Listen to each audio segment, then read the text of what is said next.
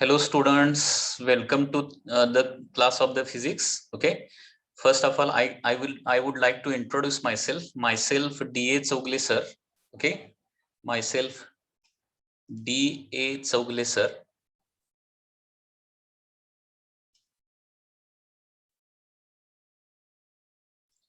You can call me as a Chaugle sir or just a DC sir. Okay, तुम्ही DC sir मला म्हणू शकता किंवा Chougale sir कुठल्याही मोस्ट ऑफ द स्टुडंट मला DC सर म्हणतात. ओके, त्याच्यामुळे तुम्हाला जे सुटेबल वाटेल त्या नावाने तुम्ही मला बोलवू शकताय. आजच्या या लेक्चर मध्ये आज फिजिक्सचं कम्प्लीट इंट्रोडक्शन बघणार आहे. म्हणजे फिजिक्स म्हणजे एक्झॅक्टली काय असतं, फिजिक्सच्या एक्झाम तुम्ही कुठल्या कुठल्या फेस करणार आहात, बऱ्यापैकी इन्फॉर्मेशन माहितीच असेल तुम्हाला, परंतु त्याच्यामध्ये थोडंफार आणखी आपण इंट्रोडक्शन बघूया. त्याचबरोबर फिजिक्सचं प्रिपरेशन कसं केलं पाहिजे. ओके, फर्स्ट लेक्चरलाच त्याच्यासाठी मटेरियल काय वापरायचं या सगळ्याचं डिस्कशन आज आपण आपल्या आजच्या लेक्चरला करणार आहे. Okay, so once again my self D.A. Chaugle sir. Okay, DC sir or Chaugle sir, and I'm teaching this physics from last 15 years. Okay, last 15 or more than 15 years physics शिकवतोय आणि particularly NEET, JEE, CET. Okay, NEET and JEE मध्ये माझं physics मध्ये particularly बऱ्यापैकी expertise आहे. Okay, physics हा असा subject आहे की तो कितीही लर्न केला तरी कधीही संपत नाही. ओके, अजूनही मी एक फिजिक्सचा स्टुडंटच आहे आणि अजूनही फिजिक्सचा मी स्टडी करतोय, लक्षात घ्या. ओके, त्याच्यामध्ये बऱ्यापैकी मला एक्सपर्टाइज मिळालेला आहे, परंतु अजून त्याच्यामध्ये भरपूर एक्सपर्टाइज मला करायचं आहे आणि माझी अपेक्षा अशी आहे की तुम्ही देखील फिजिक्समध्ये खूप चांगल्या प्रकारे स्टडी करायला पाहिजे. खूप चांगल्या प्रकारे स्टडी करून खूप चांगले मार्क्स पर्टिक्युलरली नीट, जेई आणि सीईटी एक्झाम मध्ये तुम्ही मिळवले पाहिजेत. ओके, कारण तुमचं जे भविष्य आहे ते पर्टिक्युलरली नीट, जेई किंवा सीईटी या एक्झाम वरूनच ठरणार आहे, लक्षात घ्या. ठीक आहे, त्याच्यामुळं from first lecture you are going to concentrate on the NEET and JEE concept. NEET आणि जेईच्या ज्या सगळ्या कन्सेप्ट आहेत त्या फर्स्ट लेक्चर पासून तुम्ही स्टडी करायला चालू करणार आहात. ओके, फर्स्ट ऑफ ऑल फिजिक्सशी रिलेटेड, फिजिक्स हा लक्षात घ्या कॉमन सब्जेक्ट आहे. ओके, कॉमन सब्जेक्ट म्हणजे काय, तर एखाद्याला डॉक्टर जरी व्हायचं असलं किंवा एखाद्याला इंजिनियर जरी व्हायचं असलं, पर्टिक्युलरली आता आपण इंजिनिअरिंग किंवा डॉक्टरच्या फील्डकडे सायन्स स्ट्रीमला आलोय म्हणजे डॉक्टर किंवा इंजिनियर होण्याची शक्यता आहे. ओके, त्याच्यामुळं आता इंजिनियर व्हायचं झालं किंवा डॉक्टर जरी व्हायचं झालं, तुम्हाला दोन्ही स्ट्रीमला म्हणजे पीसीबी किंवा पीसीएम दोन्ही ग्रुपला काय करावं लागेल, फिजिक्स हा सब्जेक्ट कॉमन असणार आहे आणि फिजिक्स या सब्जेक्टचा प्रिपरेशन कंपल्सरी करावाच लागणार आहे. फिजिक्स आणि केमिस्ट्री हे दोन्ही ग्रुपला कॉमन सब्जेक्ट आहेत आणि नीटला मात्र तुम्ही फक्त बायो ठेवू शकताय किंवा इंजिनिअरिंगला फक्त तुम्ही मॅथ्स ठेवू शकताय. तर तुम्हाला बऱ्यापैकी माहिती असेल की दोन ग्रुप असतात, पीसीबी आणि पीसीएम. तर बी ग्रुपचे स्टुडंट असू देत किंवा एम ग्रुपचे स्टुडंट असू देत, त्यांना फिजिक्स तर प्रिपेअर करावंच लागणार आहे. ओके, आता ज्यांना मेडिकलला जायचं आहे त्यांना पर्टिक्युलरली कुठली एक्झाम द्यावी लागणार आहे, नीट एक्झाम द्यावी लागणार आहे. ओके, नीट. ज्यांना इंजिनिअरिंगला जायचं आहे, ओके, ते जेईई एक्झाम किंवा सीईटी एक्झाम देऊ शकतात. बरोबर, आता नीट थ्रू कुठे ऍडमिशन मिळतं हे बऱ्यापैकी सगळ्या स्टुडंटला माहित आहे. नीट थ्रू तुम्हाला सगळे ज्या मेडिकलच्या ब्रँचेस आहेत म्हणजे जशा MBBS, BDS, BHMS, BAMS या म्हणजे थोडक्यात डॉक्टर जर व्हायचं असेल तर कंपल्सरी नीट द्यावी लागेल. म्हणजे नीट जर दिलेली नसेल तर तुम्ही डॉक्टर होऊ शकत नाही. ओके, त्याचबरोबर इंजिनिअरिंगला ऍडमिशन घ्यायचं असेल तर या दोन एक्झाम आहेत, जेई एक्झाम आणि सीईटी एक्झाम. बरोबर आहे ना. तर याच्यामध्ये जेई एक्झाम तुम्ही चांगल्या प्रकारे क्वालिफाय झाला, ओके, मेन्स दिला, ऍडव्हान्स दिला, तर तुम्ही कुठे जाऊ शकताय, IIT ला जाऊ शकताय.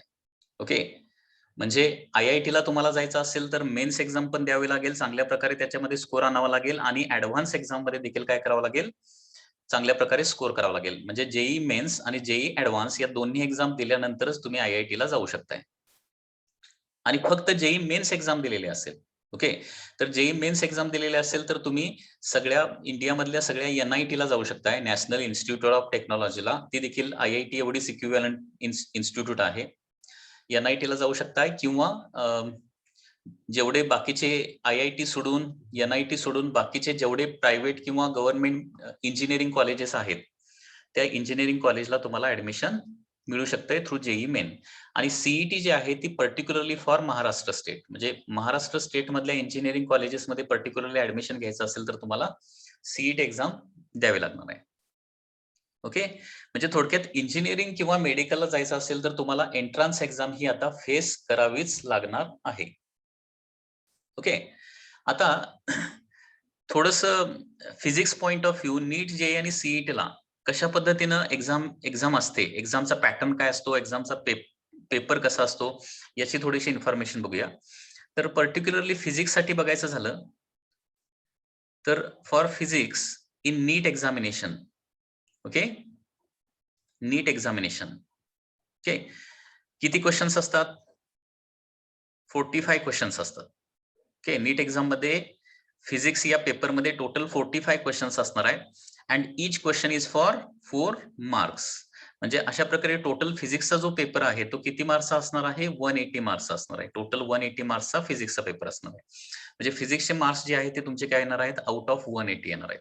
Out of 180. आणि याच्यामध्ये 4 मार्क्स का ठेवलेला आहे? कारण याच्यामध्ये 25% निगेटिव्ह मार्किंग असतं. 25% निगेटिव्ह म्हणजे काय? 4 मार्क्सचं 25% म्हणजे काय होणार आहे? 1 mark. 1 mark will be negative. म्हणजे तुमचा जर एखादा क्वेश्चन तुम्ही अटेम्प्ट केला आणि तो रॉंग आला, म्हणजे सोडवला आणि जर तो चुकला क्वेश्चन, तर त्याच्यामध्ये काय होणार आहे? तुमचा 1 मार्क लेस होणार आहे. ओके, सो नीटला काय असणार आहे? निगेटिव्ह मार्किंग सिस्टीम देखील असणार आहे. Negative marking. आणि हे निगेटिव्ह मार्किंग कशासाठी केलेलं आहे? काही स्टुडंट क्वेश्चन जरी येत नसला तरी देखील त्याच्यामध्ये गोळ्या मारतात आणि अंदाजे आन्सर लिहिण्याचा प्रयत्न करतात आणि त्याच्यामुळे काही स्टुडंटचे मार्क्स वाढण्याची शक्यता असते. मग ते अवॉइड करण्यासाठी निगेटिव्ह मार्किंग करण्यात आलेलं आहे. आता निगेटिव्ह मार्किंगमुळे एखाद्या स्टुडंटनं सपोज सगळेच क्वेश्चन जरी येत नसले तरी देखील ते मार्क केले किंवा अटेम्प्ट केले, ओके, सगळे क्वेश्चन अटेम्प्ट केले, तर काय होतं? निगेटिव्ह मार्किंगमुळे त्याचा स्कोर म्हणजे करेक्ट थोडेच येतात, परंतु मायनस मार्क्समुळे, निगेटिव्ह मार्किंगमुळे काय होणार आहे? भरपूर मार्क्स खाली जातात. आणि त्याच्यामुळे मोस्टली नीट किंवा पर्टिक्युलरली जेई एक्झाम देत असताना जेवढं येतंय तेवढंच सोडवायचं. अननेसेसरी जेई येत नाही किंवा अर्धवट जरी येत असलं तरी त्याच्यावर अजिबात कॉन्सन्ट्रेट करायचं नाही. त्याचा ऑप्शन अजिबात सिलेक्ट करायचा नाही. अर्धवट जरी क्वेश्चन येत असला तरी. त्याचं 100% आपल्याला श्युरिटी असली की याचा आन्सर हेच येणार आहे, अशी श्युरिटी असेल तरच तो क्वेश्चन जो आहे तो अटेम्प्ट करावा लागतो. कारण लक्षात घ्या, सध्या कुठली आहे? पर्सेंटाईल सिस्टीम आहे. म्हणजे सध्या मार्क्स पण येत नाहीत, लक्षात घ्या. पर्सेंटाईल सिस्टीम आहे. आणि पर्सेंटाईल सिस्टीम अशी आहे की ज्याच्यामध्ये तुमच्या खाली स्टुडंट किती आहेत हे काउंट केलं जातं.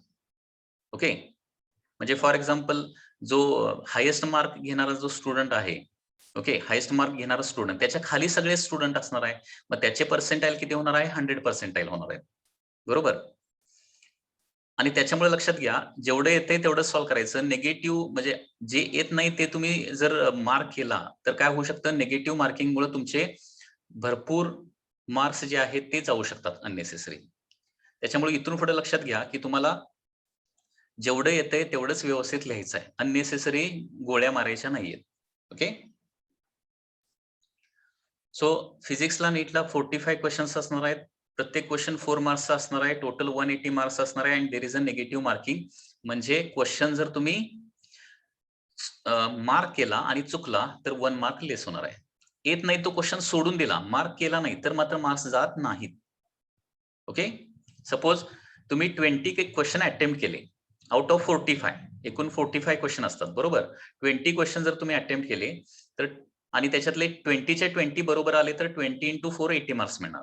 परंतु 20 मधले 18 बरोबर आले, 18 4 जार 72 आणि मग 20 मधले 18 चे किती होणार आहे? 72 होणार आहे आणि 2 तुमचे रॉंग होणार ना. 2 रॉंग झाल्यामुळे काय होणार आहे? -2 होणार आहे. सो 72 - 2 म्हणजे काय होतात? 70 मार्क्स तुमचे होणार आहेत. तर या पद्धतीने हे थोडंसं कॅल्क्युलेशन असणार आहे. जे क्वेश्चन सोडून दिलेले आहेत त्यांचं काही निगेटिव्ह मार्किंग वगैरे होत नाही. परंतु जे येत नसताना सुद्धा मार्क केले आणि मग ते चुकलं तर मात्र काय होणार आहे? तुमचे निगेटिव्ह मार्क होणार आहेत. म्हणजे मायनसमध्ये काही मार्क्स मायनस होणार आहेत. ओके, त्याच्यामुळे अनेक स्टुडंटचं असं झालेलं आहे की त्यांचा करेक्ट क्वेश्चनचा स्कोर खूप चांगला असतो. परंतु अननेसेसरी क्वेश्चन मार्क केल्यामुळे निगेटिव्ह मार्किंगमुळे त्यांचे मार्क्स खूप कमी होतात.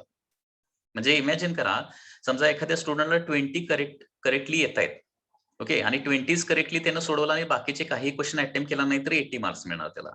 परंतु 20 सगळे करेक्टली सोडवला आणि त्याच्यामधले बाकीच्या सगळ्या गोळ्या मारल्या, तर ते बाकीचे जे 25 क्वेश्चन समजा सगळे चुकले, तर काय होणार आहे, 80 मायनस 25 म्हणजे डायरेक्टली त्याचा स्कोर किती होणार आहे, 80 मायनस 25 म्हणजे डायरेक्टली किती होणार आहे बघा, 55 मार्क्स होणार आहे. म्हणजे 80चं 55 मार्क्स डायरेक्टली होतात.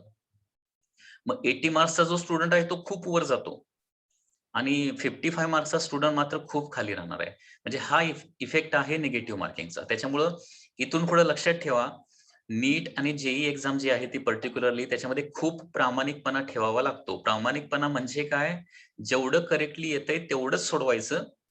जे आपल्याला माहित नाही, क्वेश्चन वाचल्यानंतर त्याच्याविषयी काही आयडिया नसेल, काही येत नसेल, तर त्याच्याविषयी अजिबात काहीही मार्किंग करायचं नाही. तो क्वेश्चन सरळ सरळ सोडून द्यायचा.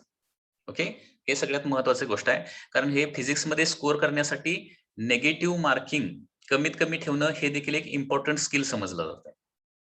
ठीक आहे. So this is about NEET examination. After that JEE mains examination. Okay, mains examination नंतर तुमची कुठली असणार आहे, ऍडव्हान्स एक्झाम असणार आहे. तर जेई मेन्स एक्झामिनेशन मध्ये सध्याचा जो पॅटर्न आहे, प्रेझेंट पॅटर्न, तो पॅटर्न कधी कधी चेंज होऊ शकतो. According to present pattern there are 30 questions for the physics. Okay, आणि आउट ऑफ 30 तुम्हाला 25 सॉल्व्ह करायचे आहेत. 25 क्वेश्चन्स आउट ऑफ 30 तुम्हाला सॉल्व्ह करायचे आहेत. ओके, सो 25 इंटू 4 टोटल किती होणार आहे, 100 मार्क्सचा टोटल पेपर असणार आहे. And once again here there is a negative marking. Negative marking असणार आहे. ओके, आता नीट साठी जो 180 मार्क्सचा जो पेपर असणार आहे तो सॉल्व्ह करण्यासाठी तुमच्याकडे 1 आवर असणार आहे. आणि मेन्स एक्झामचा जो पेपर आहे 100 मार्क्सचा, ओके, त्याच्यामध्ये 25 क्वेश्चन तुम्हाला सॉल्व्ह करायचे आहेत. तिथं देखील तुम्हाला 1 आवर असणार आहे. ओके, सो फिजिक्सचा पेपर नीट एक्झाम असू दे नाहीतर मेन्स एक्झाम असू दे, इट इज फॉर 1 आवर. म्हणजे एका तासामध्ये नीट एक्झाम मध्ये तुम्हाला 45 क्वेश्चन सॉल्व्ह करायचे असतात आणि एका तासामध्ये मेन्स एक्झाम मध्ये तुम्हाला 25 क्वेश्चन करेक्टली सॉल्व्ह करायचे, म्हणजे अटेम्प्ट करायचे. ठीक आहे. आता याच्यावरूनच हे लक्षात येतंय की नीटची लेवल थोडीशी काय असणार आहे, कमी असणार आहे, आणि जेई मेन्सची लेवल थोडीशी हाय असणार आहे. कारण का, तुम्हाला तेवढ्याच टाइम मध्ये कमी क्वेश्चन सॉल्व्ह करायचे आहेत. कमी क्वेश्चन सॉल्व्ह करायचे आहेत म्हणजे थोडंसं तुमचं थिंकिंग जास्त झालं पाहिजे, किंवा असे क्वेश्चन असतात की जेणेकरून तुम्हाला थिंक करण्यामध्ये त्याच्यामध्ये थोडासा वेळ जाईल, अशा प्रकारचे क्वेश्चन असतात. किंवा नीटचा क्वेश्चन आणि मेन्सचा क्वेश्चन याच्यामध्ये बेसिक डिफरन्स काय असतो, तर कॅल्क्युलेशनचा डिफरन्स जास्त असतो. म्हणजे नीट एक्झामला comparatively as compare to JEE mains exam थोडेसे काय असतात, कमी न्यूमेरिकल्स असतात, आणि जेई मेन्स एक्झामला 100% न्यूमेरिकल्स असतात. म्हणजे 30च्या 30 क्वेश्चन हे काय असणार आहेत, न्यूमेरिकलच असतात. नीटला मात्र तसं नसतं. 100% क्वेश्चन म्हणजे 45च्या 45 क्वेश्चन न्यूमेरिकल असतील असं नाही. त्याच्यामधले 8 to 10 क्वेश्चन जे आहेत ते काय असणार आहेत, थेरॉटिकल असणार आहेत. आणि बाकीचे जे न्यूमेरिकल असतात ते देखील न्यूमेरिकल काय असतात, ज्याच्यामध्ये कॅल्क्युलेशन कमी इन्व्हॉल्ड असतं. कमी कॅल्क्युलेशन करून आन्सर येईल अशा प्रकारे क्वेश्चन असतात. आणखी आणखी एक महत्वाचा डिफरन्स नीट आणि जेईच्या फिजिक्सच्या पेपरमध्ये सांगतोय तुम्हाला. बघा इथे मी सगळ्या गोष्टी लिहितोय. नीटचा जो पेपर असणार आहे, नीटचा पेपर जो असणार आहे त्याच्यामध्ये अबाउट 10 क्वेश्चन जे आहेत ते काय असतात, थोडेसे आपण काय म्हणू शकतो, थेरॉटिकल, ज्याच्यामध्ये काय कॅल्क्युलेशन नसेल अशा प्रकारे थेरॉटिकल असतात. ओके, किंवा फॉर्म्युला बेस्ड असतात. थेरॉटिकल किंवा फॉर्म्युला फक्त. म्हणजे काही वेळेला what is the expression which of the following is the correct formula for the terminal velocity, म्हणजे फॉर्म्युला बेस्ड. थेरॉटिकल आणि फॉर्म्युला बेस्ड असे काय असणार आहे, 10 क्वेश्चन असणार आहेत. आणि बाकीचे 35 क्वेश्चन जे आहेत ते काय असणार आहेत, न्यूमेरिकल असणार आहेत. न्यूमेरिकल विथ लेस कॅल्क्युलेशन असणार आहे. ओके, कॅल्क्युलेशन याच्यामध्ये कमी असतं. आणि त्याचबरोबर आणखी एक महत्वाचा इथं गोष्ट काय बघा, तर याच्यामध्ये जे ऑप्शन दिले जातात, कारण एमसीक्यू मल्टिपल चॉईस क्वेश्चन म्हणजे याच्यामध्ये ए बी सी डी किंवा 1 2 3 4 असे 4 ऑप्शन असणार आहेत. 4 ऑप्शन मधला एक ऑप्शन तुम्हाला सिलेक्ट करायचा आहे. तर समजा एखादा न्यूमेरिकल असेल तर ते जे आन्सर असणार आहे ते एकमेकापासून काय असणार आहे, कम्प्लिटली कम्प्लिटली दूर असणार आहे आन्सर. म्हणजे सपोज एका क्वेश्चनचा आन्सर सपोज न्यूमेरिकल क्वेश्चन आहे आणि एका क्वेश्चनचं न्यूमेरिकल आन्सर सपोज किती येते 8 पॉईंट समथिंगच्या आसपास येते. कारण स्टुडंट काय करत असतात अप्रॉक्सिमेट कॅल्क्युलेशन करत असतात. ओके 8 पॉईंट समथिंग सपोज येत असेल तर ऑप्शन कसे असतात 8 point something, second 2 point something, after that third option असणार आहे that is 10 point something and fourth that is 1 point something. असे ऑप्शन्स असतात. म्हणजे हे जे ऑप्शन आहे ते एकमेकापासून दूर आहेत. म्हणजे अप्रॉक्सिमेट कॅल्क्युलेशन जरी केलं तर त्या आन्सरच्या आपण जवळ पोहोचतोय. परंतु हा जर मेन्सचा पेपर असेल आणि आन्सर 8 पॉईंट समथिंग असेल तर सगळेच option 8 point something, 8 point something, 8 point something आणि 8 पॉईंट समथिंग असतात. म्हणजे थोडक्यात तुम्हाला डिफरन्स लक्षात येतोय का बघा. नीट मध्ये अप्रॉक्सिमेट कॅल्क्युलेशन केलं तर अप्रॉक्सिमेट नंबर येतोय ना त्याच्या जवळपास एकच नंबर असतोय त्याच्यामध्ये. आणि मेन्स एक्झाम मध्ये तुम्ही अप्रॉक्सिमेट कॅल्क्युलेशन केलं आणि तुमचं जे काही आन्सर येतंय त्या आन्सरला क्लोज सगळेच ऑप्शन असतात. आणि त्याच्यामुळे जास्त ऍक्युरेट कॅल्क्युलेशन करावं लागतं आणि जास्त कॅल्क्युलेशन करत असल्यामुळं आपल्याला वेळ थोडासा जास्त लागतो. आणि म्हणून मेन्स एक्झामला काय दिलेलं आहे 25 क्वेश्चनच तुम्हाला सॉल्व्ह करायचे आहेत. 25 क्वेश्चन इन 1 आवर. ओके म्हणजे जेईचा जो पेपर असणार आहे जेई मेन्स पर्टिक्युलरली ऍडव्हान्सचा पॅटर्न फिक्स नसतो. दरवर्षी तो चेंज होत असतो ऍडव्हान्सचा. ओके आणि जेई मेन्स प्रमाणच तो ऍडव्हान्स असणार आहे. डिफरन्स फक्त कॉम्बिनेशनचे जास्त क्वेश्चन्स असतात जेई ऍडव्हान्स एक्झाम मध्ये. ओके कॉम्बिनेशन म्हणजे कसे एक 2-3 चॅप्टरचं कॉम्बिनेशन करून एक क्वेश्चन. मेन्स एक्झाम मध्ये मोस्टली तसं नसतं. एका चॅप्टरवर कम्प्लिटली एक क्वेश्चन किंवा मॅक्सिमम दोन चॅप्टरच्या कन्सेप्टचं कॉम्बिनेशन करून एखादा क्वेश्चन असं एखाद्या वेळी असू शकतं. परंतु ऍडव्हान्स एक्झाम मध्ये एक क्वेश्चन असा असतो की त्याच्यामध्ये 3-4 टॉपिकचं कॉम्बिनेशन असतं. त्याच्यामुळे सगळेच टॉपिक तुम्हाला परफेक्ट प्रिपेअर्ड असले पाहिजेत. आणि त्याच्यामध्ये पण कसं असतं एकच ऑप्शन करेक्ट असेल असं नाही ऍडव्हान्स एक्झाम मध्ये. मोर दॅन 1 करेक्ट ऑप्शन असतं. त्याच्यामुळे ते सिलेक्ट करावं लागतं. ओके सपोज एक क्वेश्चन विचारलाय आणि त्याच्यामध्ये 3 करेक्ट ऑप्शन आहेत. तर ते करेक्ट ऑप्शन 3 कुठले आहेत ना ते सिलेक्ट करावं लागतात. 3 मधला एक तुम्ही एक सॉल्व्ह केला आणि तुम्हाला एक करेक्ट त्याच्यामधला वाटला. एकच तुम्ही दिला तर तेवढ्याचेच काहीतरी फ्रॅक्शनल मार्क्स तुम्हाला मिळतात. ओके त्याच्यामुळं ऍडव्हान्स एक्झामचा पॅटर्न हा दरवर्षी चेंज होत असतो. त्याचे मार्क्स टोटल मार्क्स देखील दरवर्षी चेंज होत असतात. मोर दॅन 1 करेक्ट ऑप्शन असतात. ओके इंटिजर टाइप क्वेश्चन त्याच्यामध्ये असतात. इंटिजर टाइप म्हणजे काय त्याला ऑप्शन नसतात. जेई मेन्स एक्झाम मध्ये देखील 5 तुम्हाला काय असणार आहे इंटिजर टाइप क्वेश्चन असणार आहेत. इंटिजर टाइप क्वेश्चन म्हणजे काय आपण तो क्वेश्चन सॉल्व्ह करायचा आणि त्याचा आन्सर काढून आन्सर तिथं टाईप करायचा आहे. आन्सर तिथं लिहायचा आहे लक्षात घ्या. त्याला हे नसतं ऑप्शन्स नसतात 1 2 3 4 या पद्धतीनं. ओके तर जेई मेन्स एक्झाम मध्ये लक्षात घ्या पुन्हा एकदा सांगतोय 20 क्वेश्चन जे आहेत ते कसे असणार आहेत 20 क्वेश्चन्स विल बी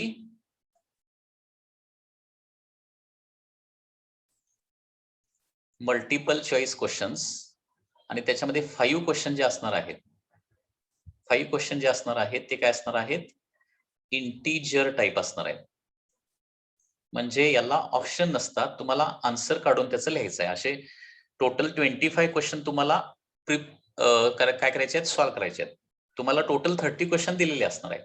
30 मध्ये तुम्हाला हे ऑप्शन आहेत की त्याच्यामध्ये 20 क्वेश्चन एमसीक्यू आणि 5 क्वेश्चन इंटिजर टाइप तुम्हाला सॉल्व्ह करावेच लागतात. ओके आणि याच्यामध्ये लक्षात घ्या 20 मध्ये 20च्या 20 न्यूमेरिकल असतात. सॉरी 30 मध्ये 30च्या 30 कम्प्लिटली न्यूमेरिकल असतात. All 30 questions are numerical. एकही थेरॉटिकल क्वेश्चन अजिबात नसतो. म्हणजे तुम्हाला याच्यासाठी काय करावं लागेल मॅथमॅटिक्स देखील चांगल्या प्रकारे प्रिपेअर करावं लागणार आहे. ऍक्च्युली मेन्स एक्झाम म्हणजे मॅथ्स स्टुडंट्स असतंच ऑटोमॅटिकली आणि त्याच्यामुळे ते मॅथमॅटिकली देखील चांगले असतात स्टुडंट आणि त्याच्यामुळं ते न्यूमेरिकल सगळे क्वेश्चन दिलेले असतात. एकही क्वेश्चन थेरॉटिकल नसतो. प्रत्येक क्वेश्चन न्यूमेरिकल असतो आणि जसं मी सांगितलं एखाद्या क्वेश्चनचं कारण लक्षात घ्या कमी टाइम मध्ये अनेक वेळा कॅल्क्युलेशन करण्यासाठी आपल्याला अप्रॉक्सिमेट कॅल्क्युलेशन करावं लागतं. अप्रॉक्सिमेट कॅल्क्युलेशन कसं करायचं हे आपण प्रॉब्लेम सॉल्व्ह करताना बघणार आहे लक्षात घ्या. ठीक आहे. काही स्टुडंट काय करतात अप्रॉक्सिमेट आन्सर करतात. म्हणजे अप्रॉक्सिमेट म्हणजे पहिला नंबर फक्त करेक्ट बाकी पुढचे नंबर अप्रॉक्सिमेट असतात. ठीक आहे. तर 8 पॉईंट समथिंग जर अप्रॉक्सिमेट आन्सर आलं तर ऑप्शन मध्ये 8 पॉईंट समथिंगचे सगळे ऑप्शन असतात आणि त्याच्यामुळं स्टुडंटला ते करेक्ट कॅल्क्युलेशन म्हणजे एक्झॅक्ट कॅल्क्युलेशन करावंच लागतं. ओके, एक्झॅक्ट कॅल्क्युलेशन करावं लागणार आहे. म्हणजे इथं एक्झॅक्ट कॅल्क्युलेशन इम्पॉर्टंट आहे. म्हणजे मल्टिप्लिकेशन डिव्हिजनचा जो सगळा पार्ट आहे तो एक्झॅक्टली तुम्हाला करावा लागणार आहे. Okay, so this is about NEET and this is about JEE mains examination. Now for the CET examination. Okay, CET examination. Okay, आता CET मध्ये फिजिक्स मध्ये टोटल किती असतात? 45 क्वेश्चन्स असतात. Okay, total 45 questions are there आणि 45 चे 45 सगळेच तुम्हाला सॉल्व्ह करावे लागतात. Okay, and each question is for 1 marks. Each question काय असणार आहे? Into 1 marks. म्हणजे टोटल किती असणार आहे? Sorry, not 45, 50 sorry. CET exam मध्ये फिजिक्स मध्ये तुम्हाला 50 क्वेश्चन्स असतात. 50 question into 1 marks each and therefore काय होणार आहे? टोटल 50 मार्क्सचा हा फिजिक्सचा पेपर असणार आहे. ओके, 50 मार्क्सचा पेपर असतो, लक्षात घ्या. 50 marks is for physics, 50 mark is for chemistry and 100 marks is for maths किंवा 100 मार्क्स फॉर बायोलॉजी. म्हणजे सीईटी दोन्ही ग्रुपची असते. पीसीएम ग्रुपची पण सीईटी असते आणि पीसीबी ग्रुपची पण सीईटी असते. Okay, CET examination is for both PCM as well as PCB group. Okay, so PCM ची सीईटी जर तुम्ही दिला तर तुम्ही इंजिनिअरिंगला ऍडमिशन घेऊ शकताय आणि पीसीबी ग्रुपची सीईटी जर तुम्ही दिला तर तुम्ही फार्मसीला पर्टिक्युलरली फार्मसी साठी तुम्ही ऍडमिशन घेऊ शकताय किंवा ऍग्रिकल्चरला ऍडमिशन वगैरे मिळवू शकताय. ओके, आता इथं सीईटी एक्झाम मध्ये 50 क्वेश्चन जे आहेत ते each question is for 1 marks. Okay, total 50 मार्क्सचा पेपर असणार आहे and here there is no negative marking. Negative marking. त्याच्यामुळे सीईटी एक्झामला असं सांगितलं जातं की नंबर ऑफ क्वेश्चन सॉल्व्ह झाले, जे सॉल्व्ह येत नाहीत ते क्वेश्चन देखील काय करायचे? मार्क करून यायचे. त्याच्यामध्ये एखादा बरोबर आला, 1-2 बरोबर आले तर त्याचे मार्क्स वाढतात, कमी तर काहीच होत नाही, लक्षात घ्या. त्याच्यामुळे सीईटी एक्झामला निगेटिव्ह मार्किंग सिस्टीम नसल्यामुळं तिथं काय करावं लागतं? सगळेच्या सगळे क्वेश्चन जे आहेत ते स्टुडंट काय करतात? पूर्णपणे मार्क करून येतात. आता याच्यामध्ये लक्षात घ्या, नीट आणि जेई मेन्सचा जो नीट आणि जेईचा जो सिलेबस आहे तो काय असणार आहे? कम्प्लिटली एनसीईआरटी सिलेबस असणार आहे. ओके, एनसीईआरटीच्या बुक मधलं जे फिजिक्स आहे, एनसीईआरटी फिजिक्स तुम्हाला काय करावं लागेल? स्टडी करावं लागणार आहे आणि याच्यामध्ये एनसीईआरटी फिजिक्स 11चं कम्प्लीट आणि 12चं कम्प्लीट. ओके, 11चं देखील 100% फिजिक्स तुम्हाला व्यवस्थित लर्न करावं लागणार आहे आणि 12चं देखील 100% फिजिक्स तुम्हाला लर्न करावं लागणार आहे. सीईटीला मात्र काय असणार आहे? महाराष्ट्र स्टेट बोर्डचा सिलेबस जो आहे, okay, Maharashtra state board, okay, याचा जो सिलेबस असणार आहे तो सिलेबस असणार आहे आणि याच्यामध्ये 11चा 100% नसतो, परंतु 12चा मात्र काय असणार आहे? 100% सिलेबस असणार आहे. ओके, 12चा 100% सिलेबस आणि 11चा out of 14 10 topics are there. 10 out of 14 म्हणजे 11चं टेक्स्ट बुक काढला तर तुम्हाला 14 टॉपिक्स मिळतील. तर त्या 14 मधले 10 टॉपिक्स जे आहेत ते तुम्हाला काय करायचे आहेत? प्रिपेअर करायचे आहेत. 10 टॉपिक्स कुठले आहेत ते तुम्हाला त्यावेळी सांगितलं जाईल. ओके, आणि प्रिपरेशन करायचं म्हटलं, सिलेबसचं प्रिपरेशन करायचं म्हटलं तर नीट आणि जेईला थोडासा जास्त सिलेबस आहे. ओके, थोड्या जास्त कन्सेप्ट आहेत आणि सीईटीला मात्र काय आहे? 11चा पण थोडासा कमी सिलेबस आहे आणि 12चं जे बुक आहे तेवढाच आपल्याला सिलेबस प्रिपेअर करायचा आहे. त्याच्यापेक्षा जास्त प्रिपेअर करावं लागत नाही. म्हणजे सीईटी एक्झामला काय करावं लागतं? कमी प्रिपरेशन, थोडंसं कम्पॅरेटिव्हली म्हटलं तर कमी प्रिपरेशन करावं लागतं. ओके, तर या पद्धतीनं या एक्झाम्स आहेत. ओके, हा देखील 1 आवरचा याच्यासाठी देखील तुम्हाला काय असणार आहे? 1 आवर अवेलेबल असणार आहे. 1 तास तुम्हाला सीईटीचा पेपर द्यायला देखील वेळ असणार आहे. तर या पद्धतीनं लक्षात घ्या, नीट, जेई आणि सीईटी या एक्झाम तुम्ही फेस करणार आहात. पर्टिक्युलरली मेडिकलला जाणारे जे स्टुडंट आहेत ते नीटचं प्रिपरेशन करतील आणि इंजिनिअरिंगला जाणारे जे स्टुडंट आहेत, ओके, ते पर्टिक्युलरली जेई मेन्सचं प्रिपरेशन करणार आहेत. ओके, तर या पद्धतीनं थोडीफार ही एक्झामची इन्फॉर्मेशन आहे. ओके, आता फिजिक्सची जर इन्फॉर्मेशन सांगायची म्हटली, okay, NEET JEE point of view आपण थोडंसं जाऊया. NEET JEE point of view.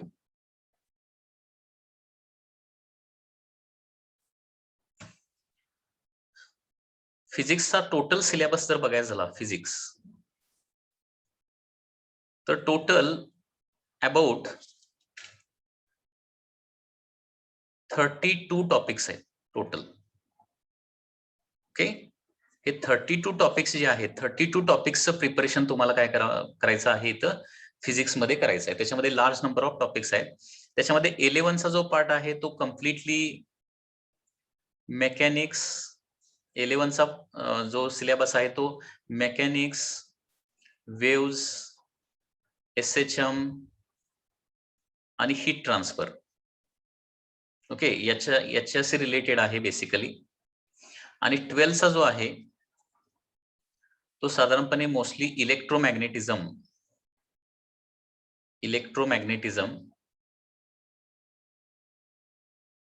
Optics आणि मॉडर्न फिजिक्स साधारणपणे या पद्धतीनं जो सिलेबस सगळा आहे लक्षात घ्या. आणि नीट एक्झाम असू दे नाहीतर मेन्स एक्झाम असू दे, साधारणपणे 11च्या टॉपिक मधलं तुम्हाला 40% क्वेश्चन्स विचारले जातात. ओके, आणि 12च्या सिलेबस मधले साधारणपणे 60% क्वेश्चन जे आहेत ते विचारले जातात. 40-60% या पद्धतीनं थोडंसं काय असणार आहे, क्वेश्चन्सचं डिस्ट्रीब्युशन असणार आहे. याचा मिनिंग असा होत नाही की 11ला थोडंसं कमी प्रिपेअर करायचं आणि 12ला थोडंसं जास्त प्रिपेअर करायचं. प्रत्येक ईच अँड एव्हरी टॉपिक तुम्हाला चांगल्या प्रकारे प्रिपेअर करावाच लागणार आहे. नाहीतर कुठलाही टॉपिक याच्यामध्ये स्किप करून चालत नाही. ओके, अनेक वेळा स्टुडंटचं असं होतं की एखादा टॉपिक खूप अवघड आहे म्हणून तो स्किप करतात, सोडून देतात. आणि काही टॉपिक खूप इझी असतात म्हणून त्यांचं भरपूर प्रिपरेशन करतात. परंतु एक्झाम मध्ये असं होऊ शकतंय की ज्याचं प्रिपरेशन आपण खूप चांगलं केलंय त्याच्यावर खूप टफ क्वेश्चन येऊ शकतोय, आणि ज्याचं आपण प्रिपरेशन काय केलंच नाही त्याच्यावर अगदी एकदम सिली क्वेश्चन किंवा खूप इझी क्वेश्चन विचारलेला असतो. असं होतंय. त्याच्यामुळं ईच अँड एव्हरी टॉपिक प्रत्येक टॉपिक तुम्हाला चांगल्या प्रकारे प्रिपेअर करायचाच आहे. कुठलाही टॉपिक स्किप नाही करायचा, हे लक्षात घ्या. ओके, आणि हे स्टडीचं प्लॅनिंग कसं असणार आहे ते देखील मी तुम्हाला सांगणार आहे. ओके, तर या पद्धतीनं 11th आणि 12चा टोटल NCERTचा जो सिलेबस आहे तो तुम्ही प्रिपेअर करणार आहात. Okay,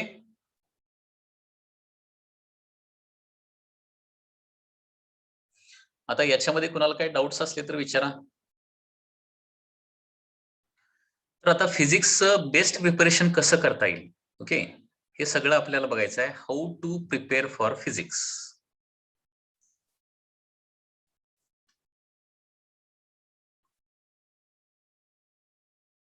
okay, how to prepare for physics. तर याच्यामध्ये फर्स्ट थिंग हे पॉझिटिव्ह माइंडसेट ठेवा आणि पेशन्स ठेवा. First of all positive mindset पाहिजे आणि पेशन्स पाहिजे. ओके, पॉझिटिव्ह माइंडसेट काय असलं पाहिजे की काहीही झालं तरी मी खूप हार्डवर्क करेन and I will definitely get good marks in the physics. म्हणजे हे सेंटेन्स आपल्या मनामध्ये कंटिन्युअसली रिपीट करणं हीच याची फिजिक्स प्रिपेअर करण्याची फर्स्ट स्टेप आहे. कारण लक्षात घ्या, as compared to other subject, physics, chemistry, maths किंवा बायोलॉजी या 4 सब्जेक्ट मध्ये तुम्ही तुमच्या सिनियर्सला विचारलं, तुमचे कोण फ्रेंड 11-12 झालेले किंवा 12thला असणारे स्टुडंट जर विचारलं, सगळ्यात डिफिकल्ट वाटणारा सब्जेक्ट कुठला वाटतो त्यांना, फिजिक्स हा सब्जेक्ट कम्पॅरेटिव्हली डिफिकल्ट वाटतो. कारण त्याच्यामध्ये लॉट ऑफ लॉजिकल थिंकिंग असतं, ऍप्लिकेशन बेस्ड क्वेश्चन्स असतात. ओके, कन्सेप्ट सगळे व्यवस्थित अंडरस्टँड व्हावे लागतात. फक्त फॉर्म्युला पाठ करून काही येत नाही आणि थोडंसं मॅथेमॅटिक्स जे आहे ते चांगलं लागतं. ओके, कारण लक्षात घ्या, असं म्हटलं जातं की mathematics is the language of physics. Mathematics हा सेपरेट सब्जेक्ट आहे तुम्हाला, म्हणजे पर्टिक्युलरली पीसीएम करणारे जे पीसीएम ग्रुपचे जे स्टुडंट आहे. परंतु थोडंफार मॅथ्स बऱ्यापैकी असावं लागतं ज्यांना फिजिक्स मध्ये चांगला स्कोर करायचा आहे त्यांना. ओके, सो असं म्हटलं जातं की mathematics is the language of physics. लक्षात घ्या, फिजिक्सची भाषा कुठली आहे, मॅथेमॅटिक्स आहे. त्याच्यामुळं मॅथेमॅटिक्सचं प्रिपरेशन तर चांगल्या प्रकारे करावं लागणार आहे.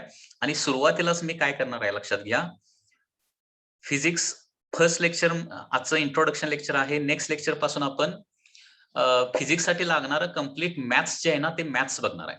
म्हणजे कदाचित तुम्हाला सुरुवातीला वाटेल की आपण फिजिक्स तर काय स्टडी करतच नाही, मॅथ्स स्टडी करायला लागलोय. लक्षात घ्या, कारण ते इम्पॉर्टंट आहे. सुरुवातीचे काही दिवस जे आहेत फिजिक्सला लागणारं सगळं मॅथ्स जे आहे, ओके, रिक्वायर्ड मॅथ्स जे 10th पर्यंत तुम्हाला झालेलं नाहीये किंवा 10th पर्यंत झालेलं असतं परंतु त्या कन्सेप्ट थोड्याशा रिवाइज केल्या जातात. ओके, जसा डिटर्मिनंट पार्ट आहे किंवा रूट्स काढायचा पार्ट, स्क्वेअर करायचा पार्ट, कॅल्क्युलेशन कसं करायचं, 10च्या पॉवरचं कॅल्क्युलेशन कसं असतं, जे तुम्हाला पुढे फिजिक्सच्या प्रत्येक टॉपिक मध्ये तुम्हाला करावं लागणार आहे. अदरवाईज तिथं तुम्ही काय होताय, अडखळताय. तर हे आपल्याला बेसिक मॅथमॅटिक्स फॉर फिजिक्स जे आहे ते आपल्याला हे इंट्रोडक्शन झाल्यानंतर तो पार्ट आपल्याला अगोदर संपवायचा आहे. तर त्याच्यासाठी 4-5 लेक्चर्स लागतील आणि त्या लेक्चरमध्ये बेसिक मॅथ स्टडी करणार आहे, ज्याच्यामध्ये 10th पर्यंत ज्या गोष्टी अजून तुम्ही स्टडी केलेल्या नाहीत, जशा डेरिव्हेटिव्ह आहेत, इंटिग्रेशन आहेत. ओके, मॅथ्सच्या स्टुडंटला डेरिव्हेटिव्ह इंटिग्रेशन असतं, परंतु ते डेरिव्हेटिव्ह इंटिग्रेशन चालू व्हायला तुमचं 11 संपतं. 11 संपल्यानंतर डेरिव्हेटिव्ह इंटिग्रेशन चालू होतं आणि फिजिक्समध्ये मात्र इंटिग्रेशन आणि डेरिव्हेटिव्ह फर्स्ट चॅप्टर पासून चालू होतं. मग आता आपण तसं वेट करू शकत नाही ना की मॅथ्स मध्ये कधीतरी होईल त्याच्यानंतर आपण हे इंटिग्रेशन किंवा डेरिव्हेटिव्ह बघूया किंवा त्याचे न्यूमेरिकल त्यावेळी बघूया असं म्हणू शकत नाही. आणि त्याच्यामुळे हे रिक्वायर्ड जे मॅथमॅटिक्स आहे ना ते आपण सुरुवातीला बघणार आहे. ओके, लॉगचं कॅल्क्युलेशन असेल, डेरिव्हेटिव्ह असेल, इंटिग्रेशन असेल, डिटर्मिनंट्स असतील. ओके, किंवा ट्रिग्नोमेट्रीचा बेसिक पार्ट आहे, काही इम्पॉर्टंट पार्ट आहे. ट्रिग्नोमेट्रीचे काही स्टँडर्ड फॉर्म्युले आहेत. ओके, म्हणजे एवढं तुम्ही मॅथमॅटिक्स केलं तर पर्टिक्युलरली नीटचे जे स्टुडंट आहेत त्यांना कुठलीही अडचण येत नाही. ओके, म्हणजे त्यांचं मॅथ्स जरी वीक असलं आणि त्यांनी एवढं मॅथ्स व्यवस्थित प्रिपेअर केलं तर डेफिनेटली फिजिक्समध्ये तुम्हाला कुठलीही अडचण येणार नाहीये, त्याची मी तुम्हाला गॅरंटी देतो. ते आपल्याला प्रिपरेशन करायचं आहे. ठीक आहे, तर how to prepare for physics मध्ये फर्स्ट सेंटेन्स काय आहे?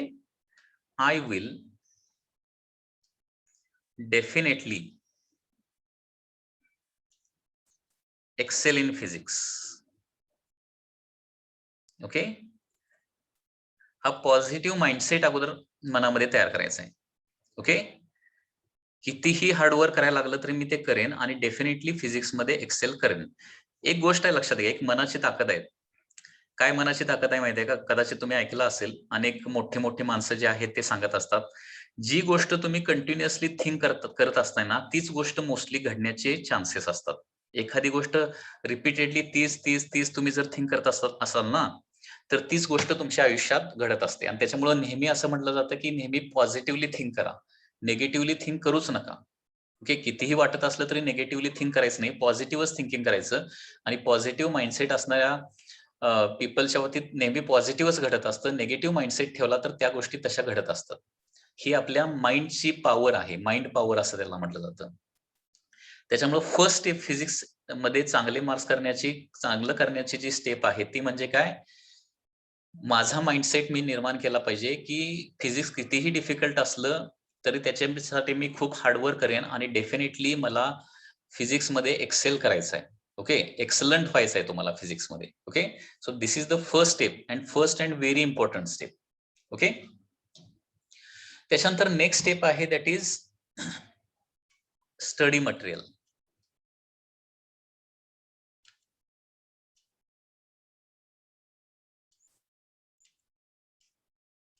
कारण लक्षात घ्या, एखादी गोष्ट चांगल्या प्रकारे प्रिपेअर करायची असेल तर त्याच्यासाठी लागणारे जे इन्स्ट्रुमेंट आहेत ते इन्स्ट्रुमेंट तुमच्याकडे असले पाहिजे. डायरेक्टली कुठलीही गोष्ट करायची असेल तर त्याच्या अगोदरच जे काही लागणारी साधनं, लागणारे इन्स्ट्रुमेंट जे आहे ते तुमच्याकडे असलीच पाहिजेत.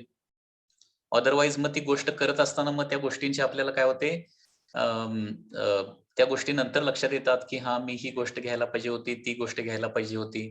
ओके, तर ही सेकंड आणि व्हेरी इम्पॉर्टंट स्टेप आहे की तुमचं स्टडी मटेरियल तुम्ही फिक्स केलं पाहिजे for physics point of view. आता स्टडी मटेरियल फिक्स करायचं म्हणजे तुम्ही फिक्स करायचं नाहीये.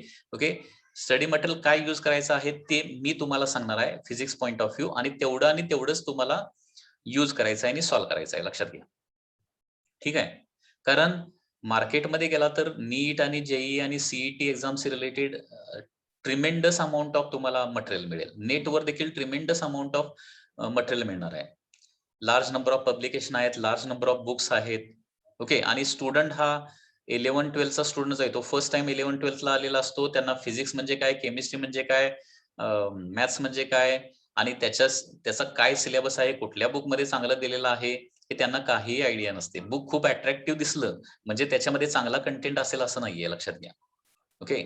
काही बुक्स खूप अट्रॅक्टिव्ह केलेले असतात परंतु त्याच्यामध्ये मटेरियल जे आहे ते खूप कमी असतं.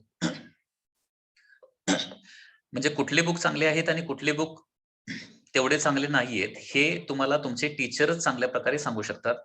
तर फिजिक्स रिलेटेड स्टडी मटेरियल काय काय असणार आहे बघा, तेवढंच स्टडी मटेरियल यूज करायचं आहे. कारण नीट आणि जेई किंवा सीईटीचा तुम्हाला स्टडी करायचं म्हटलं तर एवढा प्रचंड स्टडी इथं आहे की तुम्हाला हाय एवढं आहे, मी जे सांगतोय तेवढं मटेरियल करायला देखील काय लागणार आहे, खूप वेळ लागणार आहे.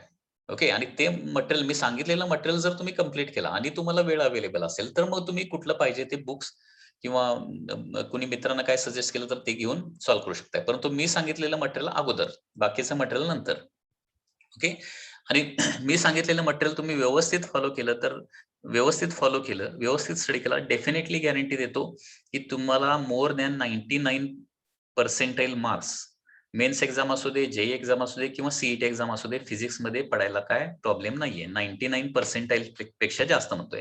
कारण ऑलरेडी माझ्या स्टुडंटनी एवढे मार्क्स मिळवलेले आहेत. ओके. एवढी वर्ष आम्ही दरवर्षी एक्सपेरिमेंटच करतोय, लक्षात घ्या. ओके. फिजिक्सचा पर्टिक्युलरली टीचर असल्यामुळे मला एक्सपेरिमेंट करायला आवडतात. म्हणजे ह्या वर्षी हे मटेरियल वापरलं तर काय स्कोर येतोय, पुढच्या वर्षी हा मटेरियल वापरलं तर स्टुडंटला ते कसं जातंय. ओके. आणि कशा पद्धतीने मार्क्स पडतात, मग कुठलं मटेरियल वापरायला पाहिजे, कुठलं मटेरियल नाही वापरायला पाहिजे. ओके. या सगळ्या गोष्टी आम्ही एक्सपेरिमेंट करून सगळ्या बसलेलो आहोत आणि त्याच्यावरून इतक्या वर्षाचा अनुभव घेऊन तुमच्या समोर आलेलो आहे आणि तुम्ही त्याच्यावर ट्रस्ट करून जर पोलाइटली जर व्यवस्थित ऍक्सेप्ट केला तर डेफिनेटली तुमचा स्टडी चांगला होईल आणि सणात चांगले मार्क्स मिळतील. तर स्टडी मटेरियल मध्ये काय काय असणार आहेत बघा. फर्स्ट तर टेक्स्ट बुक तर असणारच आहेत. Text book. ओके. तर टेक्स्ट बुक मध्ये तुमचं आता 2 टेक्स्ट बुक येणार आहेत. एक म्हणजे स्टेट बोर्डचं एक टेक्स्ट बुक आणि एनसीईआरटीचं एक text book. Okay. 2 text book तुम्हाला परचेस करावे लागणार आहेत. म्हणजे ऍक्च्युली एनसीईआरटीचे 11चे 2 बुक्स आहेत आणि 12चे 2 बुक्स आहेत. आता 11ला आलाय म्हटल्यानंतर 11चे 2 बुक्स तुम्ही परचेस करू शकताय आणि स्टेट बोर्डचे ओके, स्टेट बोर्ड याचं 11चं एक बुक आहे तेवढंच परचेस करायचंय. 11चं 1 बुक आहे. ओके. हे झालं टेक्स्ट बुकचा पार्ट. ओके. आता टेक्स्ट बुक नंतर next very important book is DSC notes. हे बुक सगळ्यांच्याकडनं फिजिक्स पॉइंट ऑफ व्ह्यू असणं आवश्यक आहे. आता डीएससी नोट्स त्या बुकच्या नावावरूनच तुम्हाला लक्षात आलेलं असेल की या बुकचा ऑथर मीच आहे. बुक मीच प्रिपेअर केलेला आहे आणि इतक्या वर्षाचा जो 15 इयर्सचा जो एक्सपिरियन्स आहे, लार्ज नंबर ऑफ मटेरियल मधून मी गेलेलो आहे ऑलरेडी, की ज्याच्यामध्ये चांगले खूप चांगले इन्स्टिट्यूट, चांगले पब्लिकेशन आहेत. ओके. म्हणजे हैदराबादच्या काही इन्स्टिट्यूट आहेत. आता पर्टिक्युलर इन्स्टिट्यूटचं मी नाव वगैरे असं घेत नाही किंवा अनेक चांगले पब्लिकेशन आहेत. या सगळ्या बुकमधल्या सगळ्या कन्सेप्ट ज्या आहेत त्या एका बुकमध्ये मी आणलेल्या आहेत, लक्षात घ्या. DSC notes. ओके. आणि हे जे बुक आहे ते फक्त आणि फक्त माझे जे स्टुडंट आहेत त्यांनाच मी फक्त देतोय. हे कुठल्या बुक स्टोअर वगैरे मध्ये हे बुक मी ठेवलेलं नाहीये. ओके. लक्षात घ्या. So this is for our students only. DSC notes गेल्या वर्षीचे तुम्ही स्टुडंट जर पास आउट झालेले किंवा 12चे स्टुडंट जर बघितले तर त्यांच्याकडे डेफिनेटली हे बुक असणार आहे. ओके. तर हे बुक जे आहे ते तुम्ही ज्यावेळी इन्स्टिट्यूट मध्ये याल त्यावेळी ते तुम्ही परचेस करायचं आहे. Okay.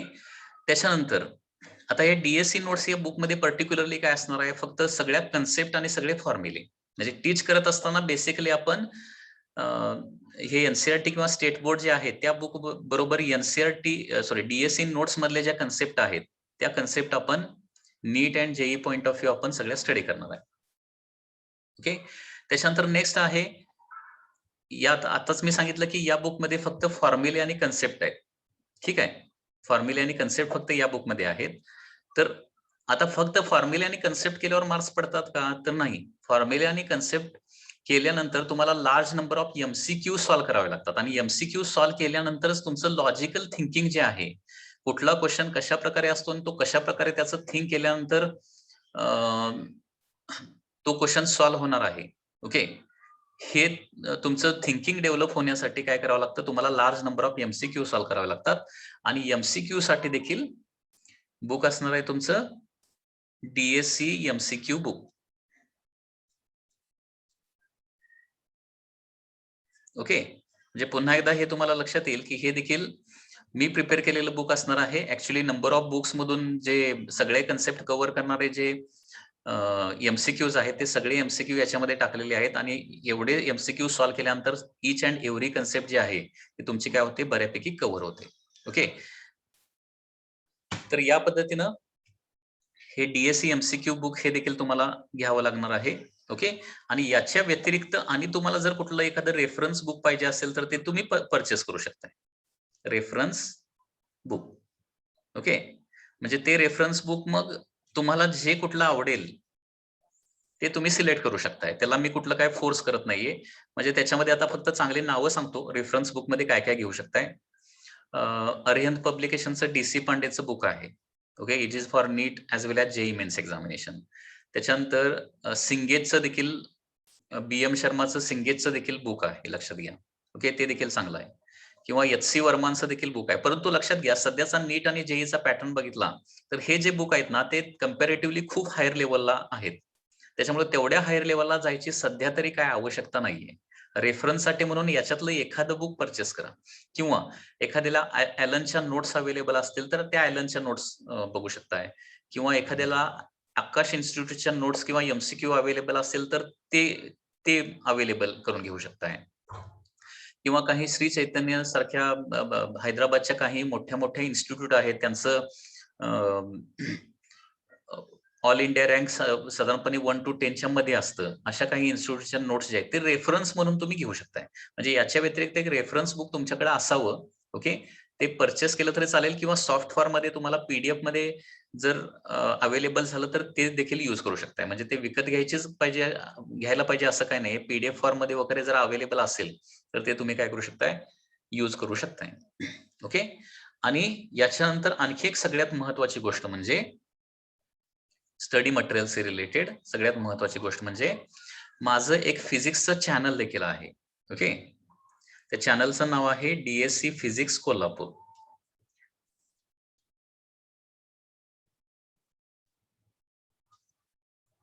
DSC physics Kolhapur. Okay, आता एखादा टॉपिक सपोज तुम्हाला रिवाइज करायचा आहे, कारण प्रत्येक वेळी टॉपिक वाचून समजेल असं होत नाही, लक्षात घ्या. ते कुणीतरी शिकवलं तर ते चांगल्या प्रकारे समजतं. ठीक आहे, मग एखादा टॉपिक मिस झाला किंवा एखादी कन्सेप्ट त्याच्यामधली मिस झाली तर काहीही घाबरायची गरज नाहीये, लक्षात घ्या. ओके, तर तुम्हाला DSC फिजिक्स हे युट्यूब चॅनल आहे. ओके, युट्यूब चॅनल आहे. युट्यूबला जाऊन तुम्ही सर्च केला. आता एक गोष्ट तुम्ही आता करायची आहे. ओके, हे लेक्चर सगळे झाल्यानंतर काय करायचं, युट्यूबला जायचं. सगळे युट्यूब वापरत असतील तर त्याच्यामध्ये DSC फिजिक्स असं टाईप करा. DSC फिजिक्स टाईप केला की लगेच माझं चॅनल तिथं ओपन होत आहे आणि त्याच्यामध्ये जवळपास आता 950 व्हिडिओज आहेत. 950 व्हिडिओज आहेत आणि त्याच्यामध्ये फिजिक्सचे जवळपास सगळे टॉपिक्स जे आता 32 टॉपिक्स फिजिक्समध्ये आहेत म्हणून सांगितलं, जवळपास सगळेच्या सगळे टॉपिक. ओके, काही टॉपिक अजून मिसिंग असतील, ते काही दिवसात डेफिनेटली अपलोड होतील. ओके, तर सगळे टॉपिक त्याच्यामध्ये अवेलेबल आहेत. म्हणजे एखादा स्टुडंट असं म्हणा लागला की क्लासरूम मध्ये जे आहे त्याच्या व्यतिरिक्त मला आणखी थोडंसं प्रिपरेशन करायचं आहे, आणखी एक्स्ट्रा प्रिपरेशन करायचं आहे, एखादा एक्स्ट्रा टॉपिक मला काय करायचं आहे, क्लासरूमच्या पुढे राहायचं आणि प्रिपेअर करायचं आहे, तर याचा तुम्ही यूज करू शकताय. ओके, ते व्हिडिओज एवढ्याच चांगल्या प्रकारे एक्सप्लेन केलेले आहेत असं मला वाटतंय. ओके, ठीक आहे, प्रत्येकाचं परसेप्शन वेगळं असू शकतं. चांगल्या प्रकारे एक्सप्लेन केलेले आहेत की जेणेकरून त्याच्यामध्ये मोस्टली काही डाऊट्स राहत नाहीत आणि एखादा स्टुडंट घर बसल्या देखील चांगल्या प्रकारे त्याचं प्रिपरेशन करू शकतो.